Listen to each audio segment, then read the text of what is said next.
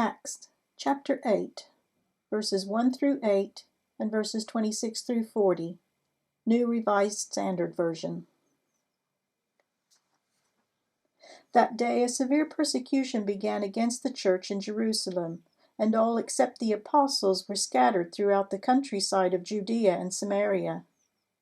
Devout men buried Stephen and made loud lament over him. But Saul was ravaging the church by entering house after house. Dragging off both men and women, he committed them to prison. Now those who were scattered went from place to place, proclaiming the word. Philip went down to the city of Samaria and proclaimed the Messiah to them. The crowds with one accord listened eagerly to what was said by Philip, hearing and seeing the signs that he did.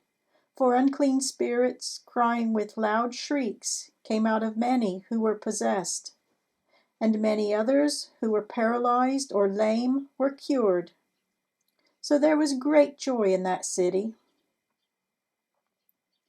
Then an angel of the Lord said to Philip, "Get up and go toward the south, to the road that goes down from Jerusalem to Gaza.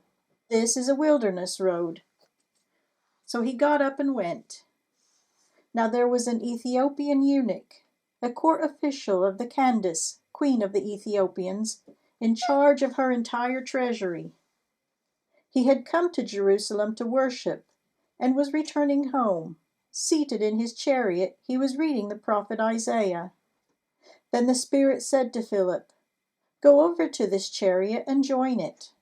So Philip ran up to it and heard him reading the prophet Isaiah. He asked, "Do you understand what you are reading?" He replied, "How can I unless someone guides me?" And he invited Philip to get in and sit beside him. Now the passage of the scripture that he was reading was this: "Like a sheep he was led to the slaughter, and like a lamb silent before its shearer, so he does not open his mouth. In his humiliation, justice was denied him. Who can describe his generation? For his life is taken away from the earth." The eunuch asked Philip, "About whom, may I ask you, does the prophet say this? About himself or about someone else?" Then Philip began to speak, and starting with this scripture, he proclaimed to him the good news about Jesus. As they were going along the road, they came to some water, and the eunuch said, "Look, here is water. What is to prevent me from being baptized?" He commanded the chariot to stop, and both of them, Philip and the eunuch, went down into the water, and Philip baptized him. When they came up out of the water, the Spirit of the Lord snatched Philip away. The eunuch saw him no more, and went on his way rejoicing.